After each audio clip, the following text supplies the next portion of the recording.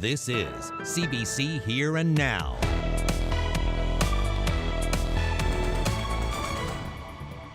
The biggest game of Chase the Ace in the province's history keeps on rolling. But now there could be another big issue with this game right around the corner. Also on the show tonight, first they had to accept his death. Now you won't believe what this grieving family is going through. He'll always be in our hearts. He'll always be our boy. And this is just not right. Corner Brook gets a new ambulance with a special siren that you won't just hear, you'll feel. This siren is difficult to ignore. She's a welder and a self-defense instructor. Now Renee Sharp also wants to be mayor of St. John's. Well, in the weather department, we've got some showers on the menu, but not until Sunday. A couple of nice days for most of us for Friday, Saturday. We'll break it all down for you coming up. Our top story tonight, Chase the Ace madness in the Goulds. It'll continue for at least one more week. Yes, last night a local man missed out on $1.5 million when he failed to find the ace of spades among the remaining 11 cards. But while all eyes are on the game in the Goulds, hundreds of other communities are trying to create some Chase the Ace madness of their own. Here and Now's Zach Gowdy is live tonight in the Goulds. Zach, we know how things turned out, but give us the highlights from last night's big draw. Well, guys, it's always a thrilling moment when you look out on a crowd of thousands of people and suddenly someone reaches up their hand holding the winning ticket and then makes a mad dash through that cheering crowd for their chance at more than $1 million. Of course, the chance to be that person is what brings people out here every Wednesday night, but also just the excitement of experiencing the moment is part of what keeps people coming back to Chase the Ace. So let's see it. It always takes a couple of minutes in that big crowd for the winner to appear, but when they do, there is no missing it. Last night it was George and Krista Chalk's turn to make that magical run through the crowd. The Chalks live in Goulds with their 5 kids, and their tickets were part of a group purchase. George Chalks works on the Hebron platform. He and 10 of his co-workers have been throwing in together. So lots of pressure on George Chalk when he reached out to choose one card from the remaining 11, and some serious tension as he waited for his card to be revealed. But sadly, Chalk picked the 9 of spades. So instead of splitting $1.4 million, he and his co-workers will divide the consolation prize. Still a healthy $185,000. After the draw, the Chalks told CBC's Jeremy Eaton how it felt to hear their numbers called. I kept going through the numbers. I knew I kept adding them up, so I gotta have it. And I found it, and I ran here, and there I am. So what are you gonna do with the money? I have no idea. So how much money did you win exactly? I don't know. I got 11 people now. It's gonna be calling me here right away. So I think it was 180,000. 187,000. Something like that. Yeah. How nerve-wracking is it? Or sorry, what's going through your mind when you're running through the thousands of people there? You're coming in here. You're being surrounded by media. What goes Make through sure your I had head? the right number. Yeah. I thought I had the wrong number. I just kept looking at it. I think that's it. I think that's it. So the show will go on in Goulds for at least one more week. This is now officially the largest Chase the Ace in the province's history, surpassing the big game in Beta Verde last year and one in McIvers the year before. And while not every game of Chase the Ace becomes a high-profile success, the $1 million potential of this style of lottery has driven an explosion in the number of communities, churches, and charities all vying to hold Chase the Ace games of their own. Take a look at these figures from the provincial government. In 2014, 4 short years ago, the province issued just 2 Chase the Ace licenses. In 2015, the number of licenses shot up to 102. In 2016, it nearly doubled to 171, and so far this year, it has nearly doubled again, with 283 Chase the Ace licenses being issued so far. And of course, the bigger the game gets, the more issues there are to contend with. Yeah, and Zach, it seems like there's a big issue looming at this game of Chase the Ace.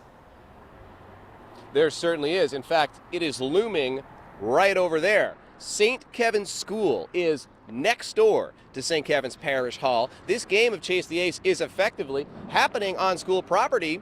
The school is back in just a few weeks. The English School District says it has been considering the issue.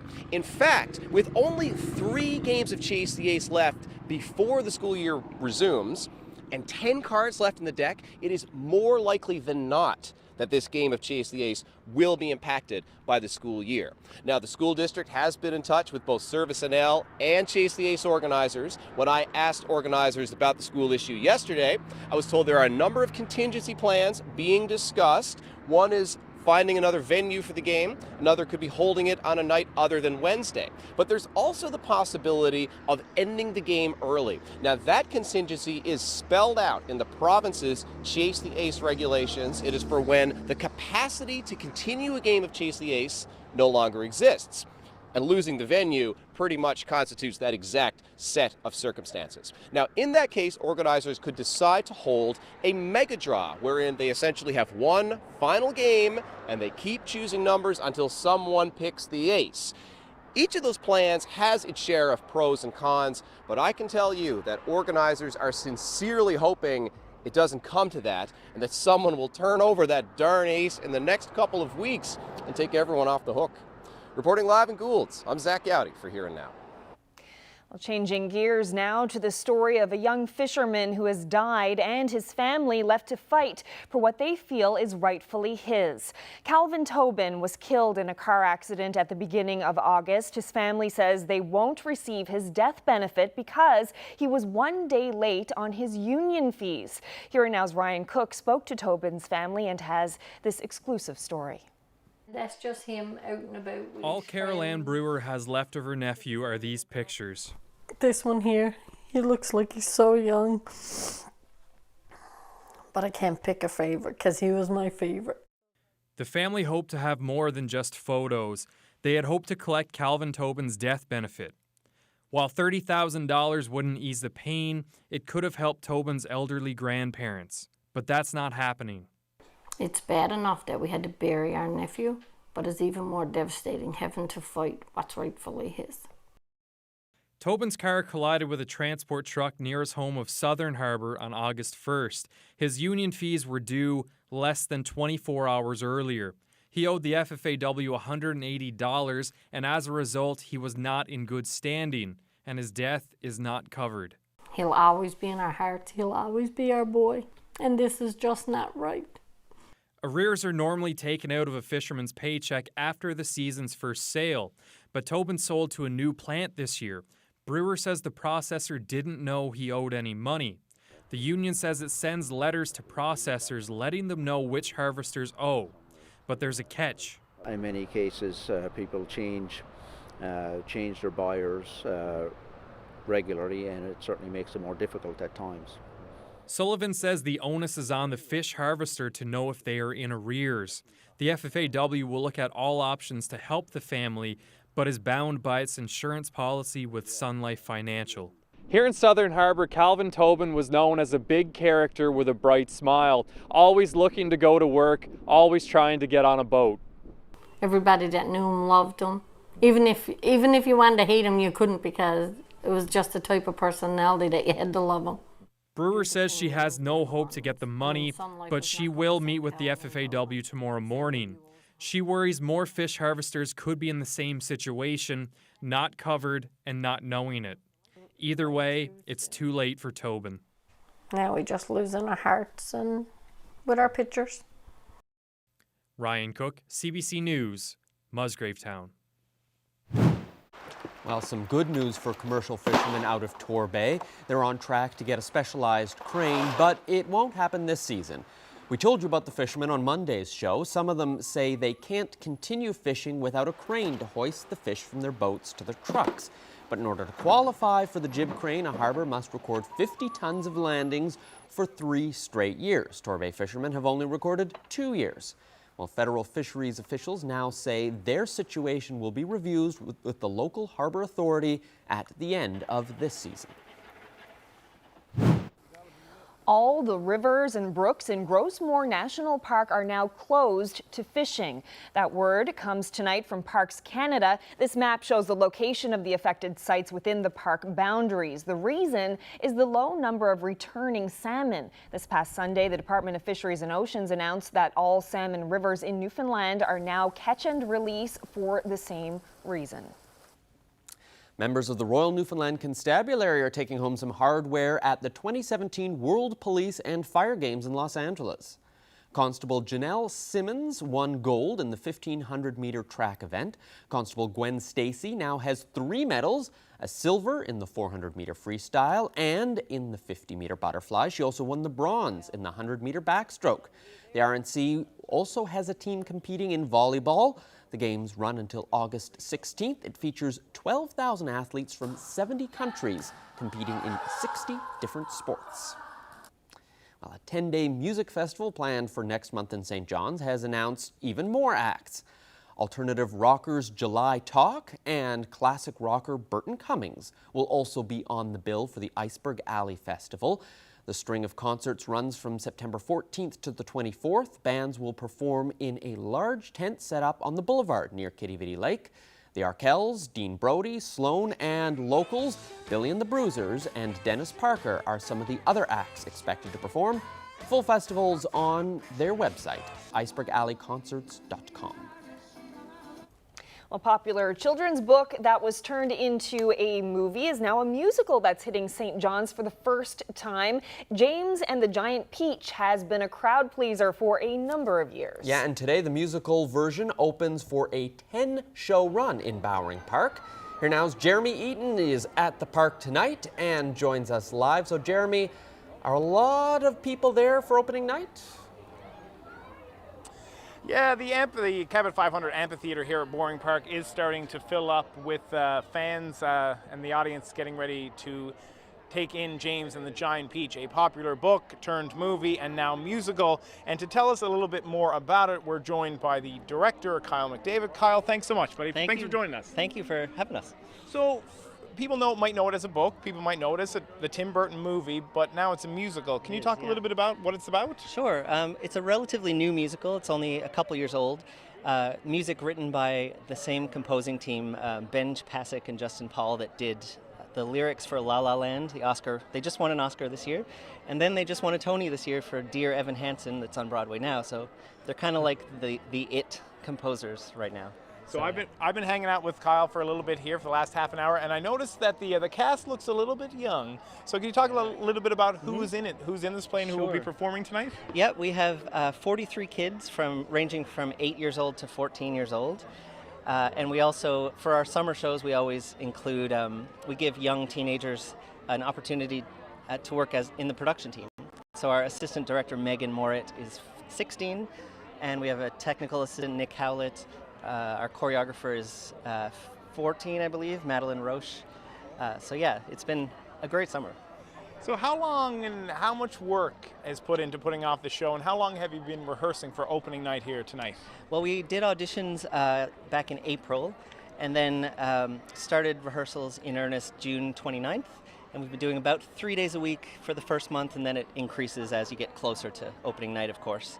And then this past week has been intense pretty much every night. So now you said there's 42 youngsters? 43, yeah. 43 young people taking part in the play. And how are they feeling now? We're just about 20 minutes away from showtime. Yeah. How are they feeling? Any jitters backstage? A few jitters, but mostly excitement and extreme hyperactivity. Oh, maybe some of them feel like that too, I'm not sure.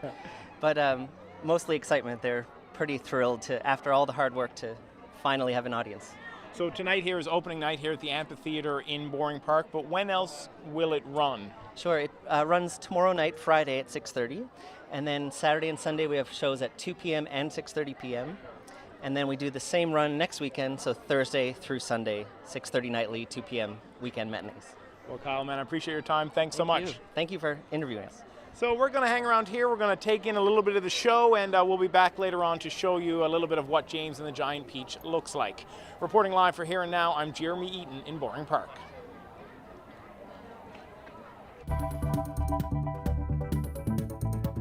Well, if you live in Corner Brook, you may have been hearing a new siren around town when there's an emergency, and it's coming from this ambulance that generates vibration. I'll explain. That's coming up tonight.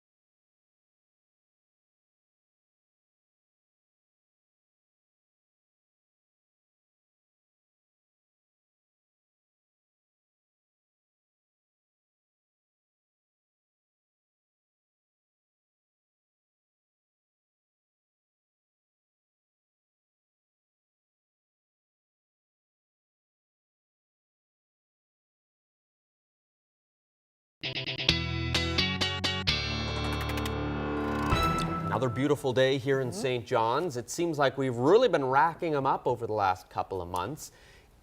Give us a report card. How, like everyone wants to know, when the weather's bad, you want to know just how bad it's been, but with the weather being good, we want to know just how good we've had. Absolutely. And as Rodney Barney posted this morning on my live blog and on his Twitter feed, we actually hit day number 40 today. And interesting in that we hit day number 40 on this exact date last year.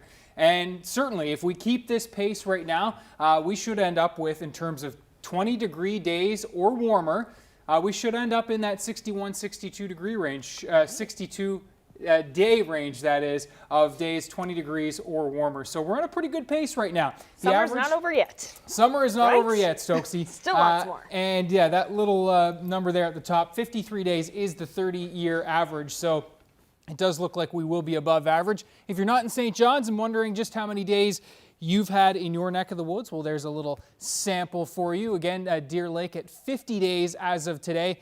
Gander at 45 now. St. John's at 40 days. Happy Valley Goose Bay at 33 days. Stephenville at 32. And Wabash just stuck at 20 days in terms of 20 degrees or warmer. A pretty good marker for a nice summer day across the province.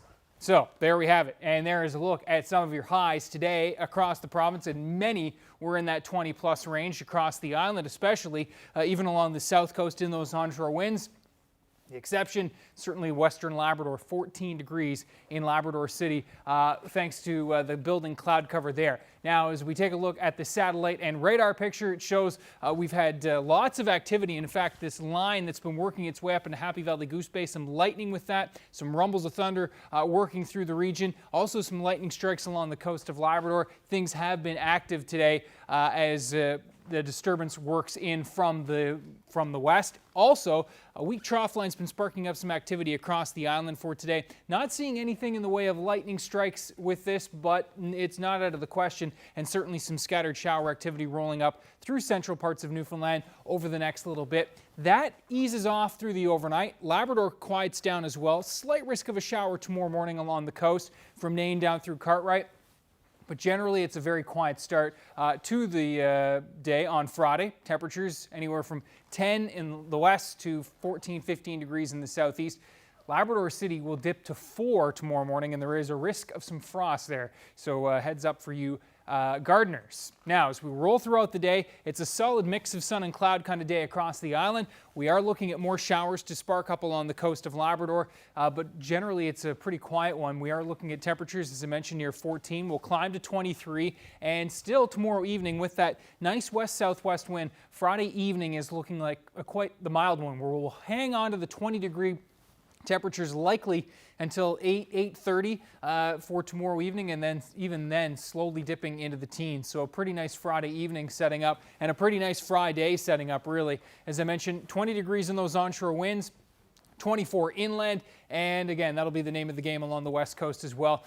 Temperatures dip off in the Port au Choix region to 16, looking at around 18 degrees with that chance of showers from Nain down through Makovic and Cartwright, and Labrador City just near 17, Churchill Falls near 16 tomorrow, Happy Valley Goose Bay flirting with the 20-degree mark. We'll talk about Saturday, Sunday in full detail with your weekend forecast, plus your 7-day coming up. Peter? Thank you very much, Ryan. Well, Corner Brook has a new ambulance that motorists can see, hear, and now feel. The ambulance comes equipped with a vibrating siren to alert drivers. If you're wondering how that works, well, so are we. So here now's Colleen Connors went and found out. It looks like every other ambulance, but it sounds very different. You can feel the vibration in your feet. It's coming from this thing, a Whalen howler, and it lets out a low-frequency siren that buzzes and vibrates. So I'm home in my living room a while ago, and I heard these sirens going, and all of a sudden I heard this really weird sound, so it's difficult to ignore. The howler is a tool to make sure drivers move out of the way of an oncoming ambulance. So, vehicles are built now with very quiet, you want to be able to ride like you're in your living room. And so you're in your living room with your stereo on, and so you're not really tuned out to the ambulance. This allows us to penetrate that vehicle and allows us to be heard better. And it's working. The siren was installed about a year ago, and paramedics in Corner Brook are getting to the emergency scene faster and safer. The siren is lower than the siren on a police car or fire truck, so it stands out more to the public. It's all part of this newer, safer ambulance that comes equipped with better reflection tape, four-wheel drive, forward-facing seats, and infrared cameras. This is a system that allows our paramedics to go out at night, and we go out into some very harsh conditions. And this allows us to be able to see at night much better than with headlights. The paramedics prefer this louder, vibrating ambulance when they are called to an emergency. Well, with all of these new safety features, including the vibrating siren, you have to wonder, how much does something like this?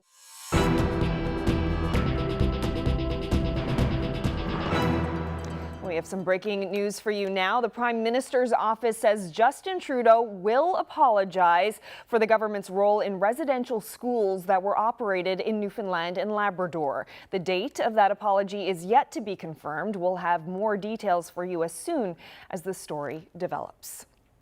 And there's confirmation tonight that the world's first genetically modified salmon is being sold right here in Canada. The U.S. company that produced the fish says it sold about 5 tons of the fresh salmon fillets to Canadian consumers. It isn't saying exactly where you can buy the fish, and some grocers say they won't stock it. Cass Rusi reports. At a popular fish market in Toronto's downtown, the catch of the day is being prepared for customers. Already on display, some fat, fresh, organic salmon fillets.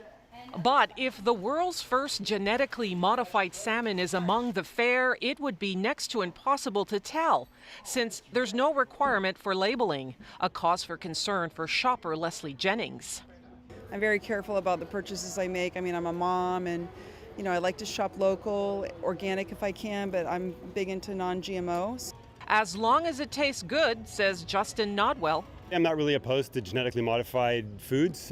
Mostly they seem to be harmless. Here's the science. It's a cross-breeding feat that takes the gene from a Chinook salmon and another one from an eel-like creature called ocean pout. Then that's injected into the egg of an Atlantic salmon. The fish can grow twice as fast as farmed fish, and feeding them is cheaper.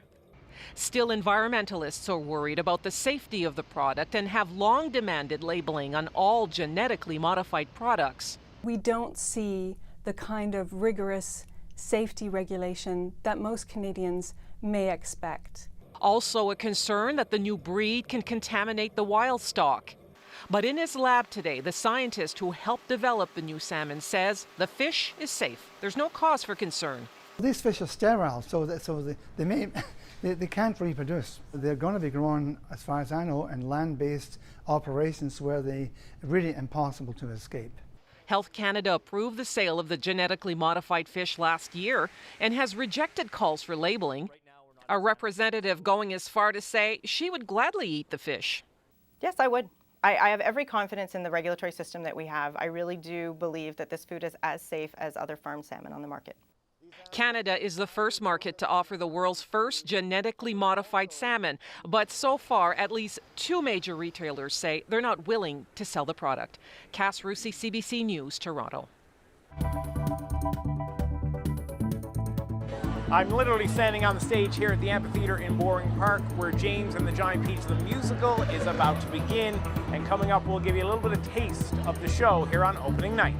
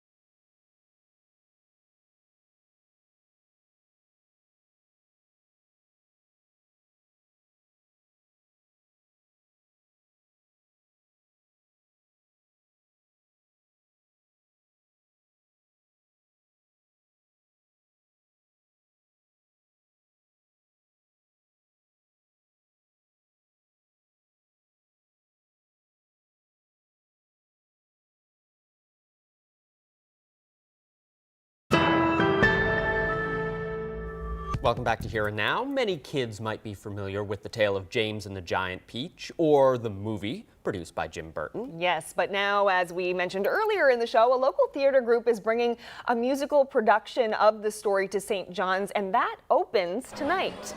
Here Now's Jeremy Eaton back again with us live from the amphitheater in Bowring Park. Jeremy, what's happening at this point?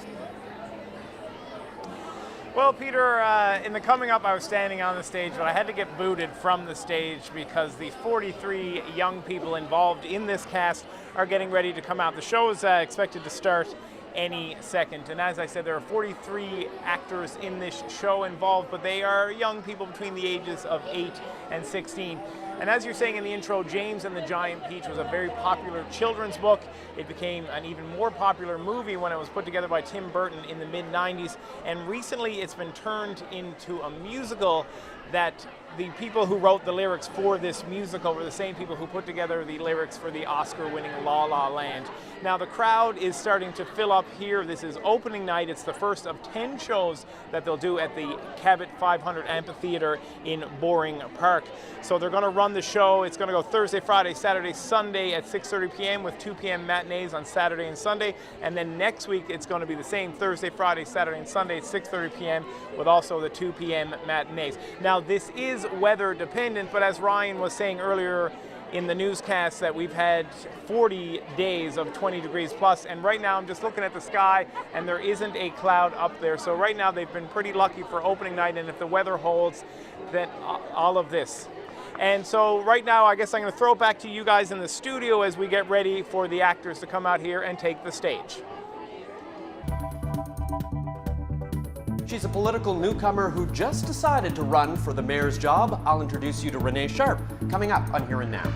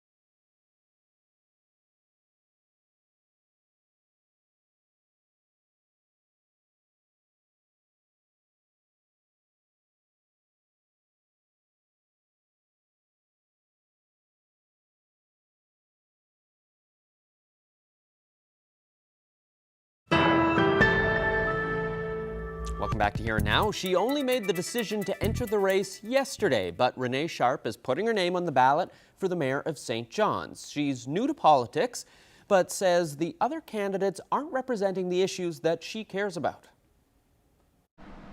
When you announced you were running, one of the reasons you said you were running is because you wanted to see a woman on the ballot. How much of this is about making sure that voters have that option, and how much of this is about actually being a real candidate that you think can actually win? That's an excellent question, totally. So when I'm running for mayor, you know what, it's last minute running, a last minute decision. I'm not as prepared as someone who would have a very strong campaign with lots of money and years of experience running up to this. But that's not to negate my seriousness with this position. I am going big. It is something very different for someone who's not had a seat on the council to go for mayor, but I truly, strongly believe that my vision for the city would be in line with a lot of people's vision for the city, and people like to see a working class woman who's about workers' rights, equal pay, more accessible services in the city, using better business practices in the city. I'm a person who I think that people can relate to more, and not only am I a woman, that's one part of it, that's one strong part of it that does excite me, but I like that I'm on a level that people can relate to, and that's something that we really need on city council. So both are good. How do you compete, though, against one candidate who's was mayor and That's is right. very outspoken, very colorful, Yes. and someone else who has a lot of experience on city council and has been campaigning since April? Absolutely. I think they're both obviously incredibly strong candidates, but what I want to bring to the city is different, and I really need to offer a different option for people because we deserve choices. We deserve positive choices. We deserve choices that mean people getting what they need in the city, jobs, harm reduction models that make sure people are feeling safe in the city, people who are not getting hired because they've had addictions or poverty issues. People are being left out. So they are very strong in their campaign, but they are not offering the things that I want to offer, which is a more accessible city for everybody. Men, women, people who are on the margins, Indigenous folks in our city and beyond. And I'll start every council meeting with a land acknowledgement working towards truth and reconciliation with our Indigenous population. So it's a very different platform, and I think that's strong. One of the things you talked about there is that your background is a little bit different from what you normally see for someone running. You have done women's self-defense classes. That's right. You're also a welder. I am. How do you think that experience contributes to your outlook on what you think the city should be? Absolutely. Well, my work with women's self-defense and my work with welding speaks to my organizational skills. I organize safer practices in the workforce with my own consultation business. I offer women's health and safety and safe practices under the occupational health and safety within our unions, within our work sites. And so my self-defense and my experience as a woman in the trades really the way I've worked towards a policy change that I'd like to see in the city, which means more economic independence for women, underrepresented people in our city, and the personal is political. I use everything in my life that's personal and I make it political because I see what people need, and that's a working class woman who wants equality for men and women and other people who are underrepresented. So I think it's a strong leadership position to move forward into the mayor candidacy. I think it's strong. Well, thank you very much for chatting with me today. Thank you. Well, another mayoral candidate for St. John City Council spoke with CBC today. 72-year-old Andy Wells was the guest on CBC Radio's Crosstalk with Cease Hare. Now, during his years as mayor in the late 1990s and early 2000s, Wells was known and often criticized for his gruff style. Sometimes he was even called a bully. Well, that issue came out today. When I left City Hall, Cecil, by way of I closed out a file. I call it my Happy Camper file. I have 4,700 names in it. People over the years who had come to see me at City Hall in one form or another. They didn't consider me a terrible person, but I accept that criticism and I'll try to deal with it. Will you change? Yes, I hope so. I should. I've been told. I got people who tell me off regularly. I'm not, let me tell you, they tell me off regularly. So, yes, that will be a matter that it will be front and center.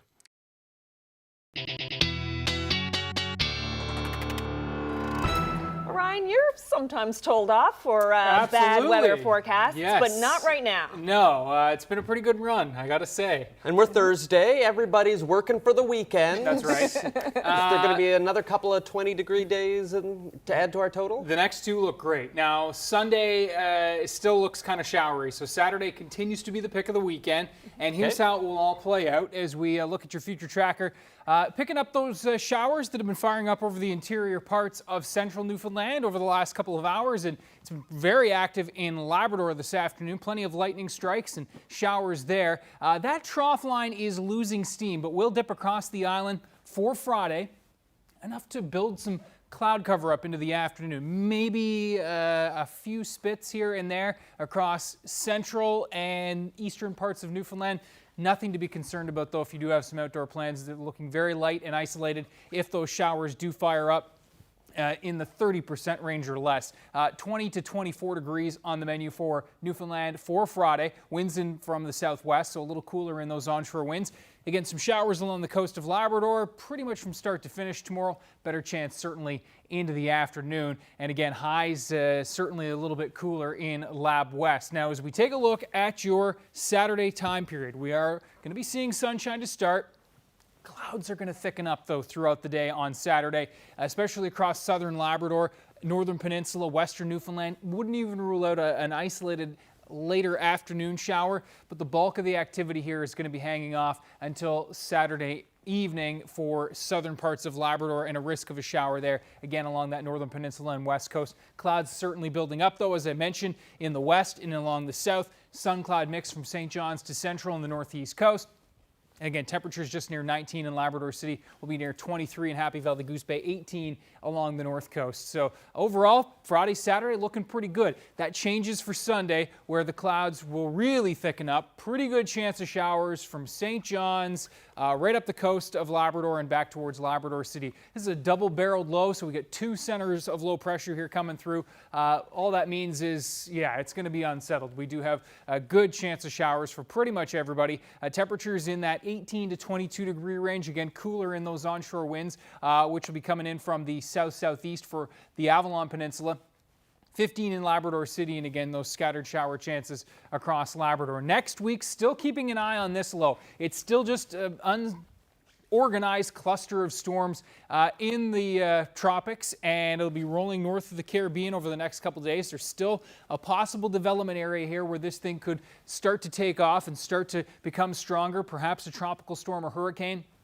But forecast models are a little less bullish on that over the last 24 hours. In fact, this is the Euro model, which keeps it as pretty much a low, and it gets kind of caught into the flow here next week. Big Bermuda high is offshore a little bit further. So what this setup would bring is actually lots of shower chances to our south next week. And Newfoundland and Labrador not looking too bad. Some shower chances certainly with that low coming in from the northwest. Some that disturbance to our south. And so we'll keep our fingers crossed that that holds, that no heavier rains in the forecast right now, just shower chances for, again, Wednesday into Thursday more so, again, after we get rid of that Sunday into Monday low. So overall, not a bad looking forecast, but with that low brewing off to the south, I'm certainly keeping an eye on things over the next couple of days. Showers on the menu Sunday into Monday in Labrador, and again, a little unsettled for Tuesday, Wednesday as well. Well, it's time now to introduce our young athlete of the day. This is 6-year-old Jack Reed from Marystown. Jack loves playing soccer and softball with the Marystown Miners and playing hockey with the Marystown Mariners. Way to go, Jack. You're today's young athlete of the day. Wow, and we want to take you back to Bowring Park because we've been talking a lot about the performance of James and the Giant Peach, and it's actually just started. Yes, Jeremy Eaton is treating us to a snippet of the musical James and the Giant Peach, so let's head down and have a look. So the cast just came out and they did the opening number for the recently released musical James and the Giant Peach. And you can see there James lying on a bucket.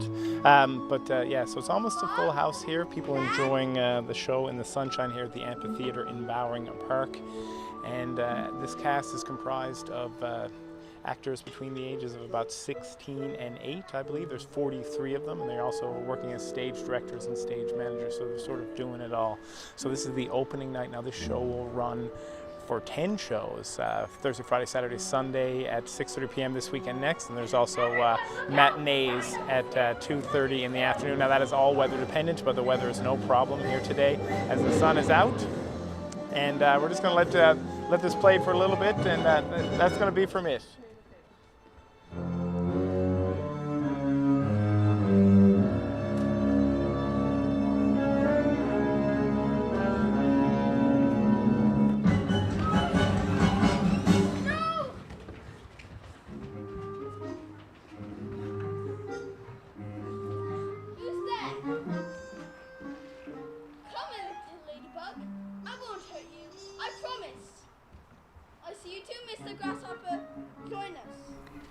You're looking at James and the Giant Peach live right now on stage at Baring Park at the Amphitheatre. And thank you very much to the CBC's Jeremy Eaton for his reporting tonight. Penguins are on the march in Argentina. Yep, these 9 had been recovering from malnutrition at a rescue center and have just been released back into the ocean. They attracted quite the crowd as they paraded past. Yeah, the rescue group has rescued at least 2,600 Magellanic penguins. They've been able to rehabilitate about 80% of them. Yeah, we'll have more news after the break.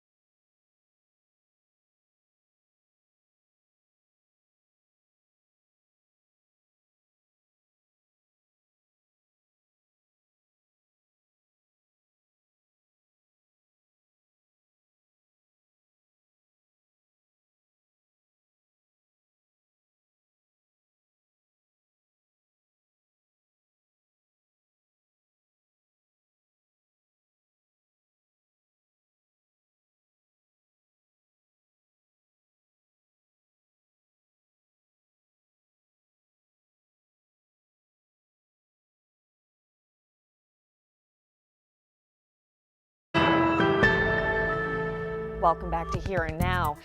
We go back now to a CBC exclusive, the family of a young fisherman who are not only in mourning, they're also fighting for what they feel is rightfully his. Calvin Tobin died in a car crash earlier this month. His aunt says they won't get his death benefit because he was a day late on his union fees. Here's more of her conversation with Here and Now's Ryan Cook. We got a call at 20 to 3 on the 1st, early that morning, 20 to 3 in the morning. And my mom had called me and said Bob was in an accident and he wasn't very good. So then I left. I was there before them because I drive a little bit faster. So I was waiting for them at the hospital and the outlook wasn't good. The doctors tried everything and we were waiting for medevac to come. So then shortly after that, when medevac got there in daylight hours, that they came out looking for next of kin. And the assessment team said no. I was ready to go on a plane with him for the first time on a helicopter. And I whispered in his ear, I told him, see what you're making Auntie do now? I don't like to fly. And he didn't make it on the flight. And he had passed away then the next, around 9:05 on August 2nd. So when did you find out that Calvin's death benefit, that $30,000, wasn't going to be paid? Yesterday. We had called FFAW, and without any condolences to the family or to me and my husband Richard for the loss of our nephew, that this is the way it's going to be, and this is it. He was in arrears, and that was the end of story. It's bad enough that we had to bury our nephew, but it's even more devastating having to fight what's rightfully his. He was a fisherman for 10 years, and it should be just automatic. And can you tell me about Calvin's funeral? I understand it was quite a spectacle. My husband Richard got all the plans together instead of taking him out in the back of a hearse, because he would not have liked that. We got 23 bikes together and we took him out on a trailer on the back of his pop's bike. And it was 50 cars plus 23 ATVs. So it just goes to show in a small community how everybody stands behind everyone. What would the FFAW need to do to rectify this situation? They need to stand behind our fishermen. Instead of filling their own pockets, they need to stand behind our fishermen and have their backs in cases like this. It wasn't Calvin's fault that he had a car accident. It wasn't Calvin's fault that he died from a tragic car accident. So FFAW need to stand behind our fishermen, not stand against them. Well, in national news tonight, Saskatchewan Premier Brad Wall is stepping down. The 51-year-old made the announcement online this morning. I've made mistakes. And yes, there is still much to do. Saskatchewan needs renewal, a fresh perspective and leadership. This was such a difficult decision to make. It is hard to lay this duty down, but it is time. Wall is currently the longest-serving provincial leader in Canada, with a decade as premier. He's been virtually unchallenged in Saskatchewan until his spring austerity budget sparked protests in the province. Wall says he will leave once the party names a new leader. Quebec's Lynn Joly was a professional horseback rider. Then last January, a bad fall from her horse left her paralyzed. Now, thanks to hard work and a special saddle adapter, she's riding once again. Claude Rivet has the story. Since 8 years old, they give me lessons and I ride. Lynn Joly was a professional equestrian. She's competed all over North America, and it almost led her to the Olympics. I went on a long list for the Canadian team, but I lost my horse at that time. Last January, Joly was thrown off her horse. She was left with tetraplegia, paralyzed from the neck down. I need somebody to help me for everything, so that changed all my life forever. Doctors told her she'd spend a year in the hospital, but a mere 4 months later, she was back home, longing to ride again. With the help of her boyfriend, she quickly got back up on her horse. He asked me, "You want to sit on a horse?" I said, "Yeah." And I just sat 5 minutes and it was, wow, I want to go back on my horse again. And she did, many times a week. And after obtaining a custom stabilizing saddle adapter, the length of each ride increased. Today, Joly can ride for almost an hour and is once again dreaming of the Olympics. She has her sights set on the 2020 Paralympic Games in Tokyo. I have a very nice horse that I can work and be safe on her. But in order to qualify, Joly still has a lot of work ahead. She'll need to regain enough sensation in her arms and abdominals to manage her balance. If that happens, she'll be able to ride her way to Tokyo. Claude Rivet, CBC News, Sherbrooke. Well, charges of animal cruelty against Marineland in Niagara Falls in Ontario have been withdrawn. The Crown said at a brief court hearing today that there was no reasonable chance of conviction on most of the charges. The Ontario Society for the Prevention of Cruelty to Animals brought a total of 11 charges against Marineland. They were covering areas of the treatment of animals, including bears, deer, and peacocks. Marineland disputed the allegations of animal cruelty. It says the complaint came from a disgruntled former employee. Oh, what's that old pizza delivery slogan? 30 minutes or it's free?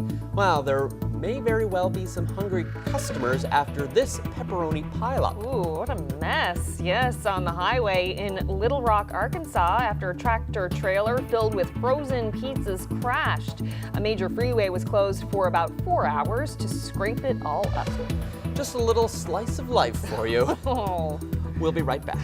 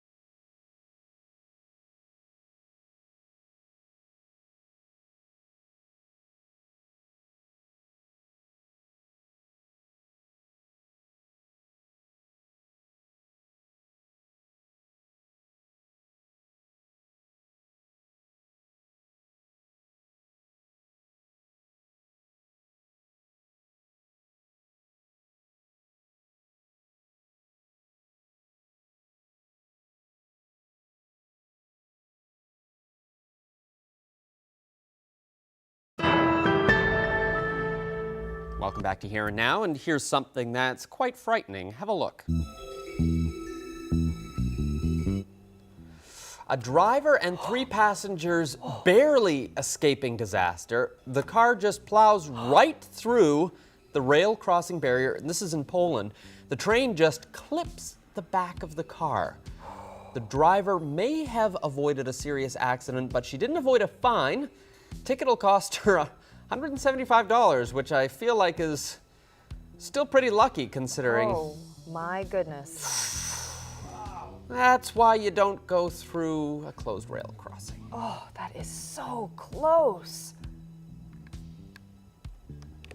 Oh. This next story may be proof that you should always investigate noises in your ceiling. It's actually bunking in the rafter space right above the Florida room chair where my wife sits. Oh my goodness, that is a big snake. This boa constrictor was found living in the attic of a Florida home. The homeowner said he heard noises in the attic for years before he finally decided to look into it. Experts now believe the snake had been living there for nearly 4 years and was at one time someone's pet. Oh. What was it? Surprise! Yeah. 4 years. I'd be selling that house. You would, yeah. Oh, look, that's a skin. It's old oh skin, my yeah. goodness. What did it eat for 4 years? Maybe it would go out and then go back in and You probably did not have a mice problem, I'll say that. Yeah, that's right. That's true. You got a snake, but you have no mice. Very, very good point, Peter. The next 3 shaping up like this. Pretty nice, certainly a little cool in Lab West, but again, the next couple days are looking very nice for pretty much everybody.